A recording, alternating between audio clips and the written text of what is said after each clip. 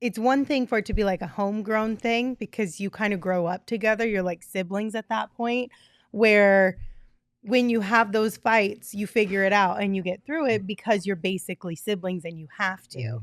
Whereas if you're adult friends, which is what I would kind of equate this team to, if you have irreconcilable differences, you can just dip.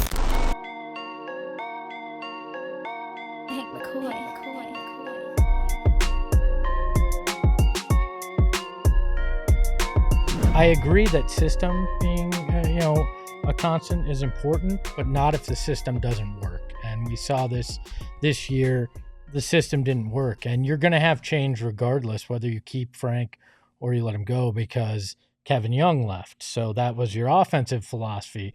So change is coming in that way, whether they like it or not. So I think that's why you have to evaluate, at least from a coaching staff, is continuity worth it? From that perspective. Yeah. From a player perspective, I can see it. You gotta understand your teammates. But again, the reality is the back half of the roster isn't going to be the same. Right. So those three guys are the only ones that are going to legit have continuity. I mean, there will be four because Grayson Allen has already re-signed with the Suns. Yeah. So four is, and that's 90% of your starting unit for sure. Who, I mean, at least we're assuming for sure as of right now, 80% will be back. Yeah. Whatever, you know what I meant. Math. Gerald's not here. I didn't have to do it right. You knew what I meant.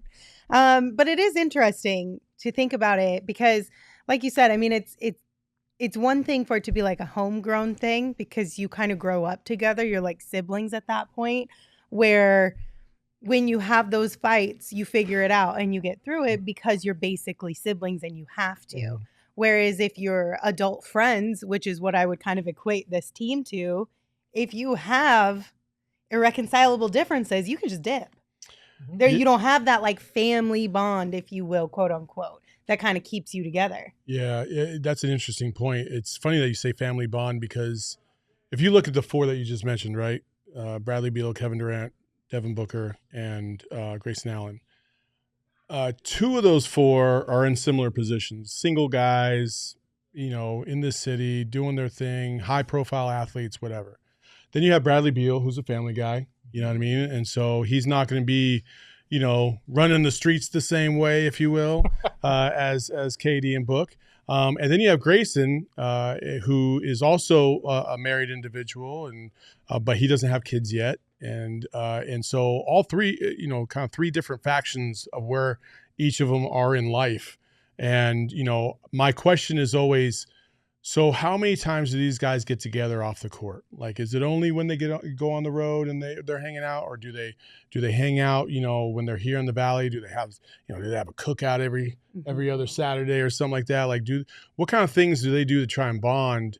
Those are the questions that I would actually like to ask if I ever had the opportunity to do that. And then on top of that, like, yes, the on-court stuff, the injuries obviously did not help, but I just feel like it was a conflict in terms of what the players felt like their strengths and weaknesses were versus what the coaching staff was trying to get them to do as well. And when you're a player and you're in a system that you feel like you don't see eye to eye with, it is very hard to just be all in on something like that. And I speak from experience at a lower level in college, but like there was, we ran this system that I just thought was complete ass. I didn't like it at all, but I continued to just run straight to the corner every single time we got a rebound because that was my assignment and that's all I could do.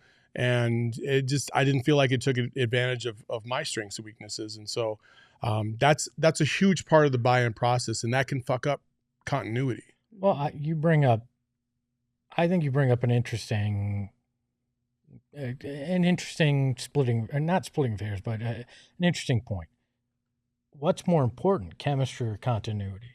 And does just staying together give you chemistry, or is that an inherent thing that happens that can't necessarily be forced? Tell me what the difference is. I think chemistry can be built, but I don't think continuity automatically leads to chemistry. What's the difference? Because there? Continuity is like spending a lot of time getting more opportunity to build something together. Chemistry is like your actual bond, your relationship.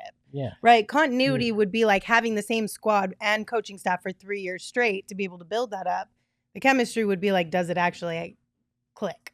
Webster? Well, I'm not looking it up. I'm just saying, okay. Sorry, I don't have the Webster definition. But Well, what are we doing here? I'm sorry. Eric? But like, if you have like somebody who you've known for 10 years, right? But you're not like super cool with them, but you know, there's some trust there. And then somebody who you're like, I met you 5 days ago, but you click. But that's my right. guy. Like that chemistry versus Right. continuity. Right. Okay. Because Gotcha. I think you can have chemistry without being around each other Agreed. a long time, and I think you can be around each other a long time and not have chemistry. I mean, and to me, I think that's the bigger question here.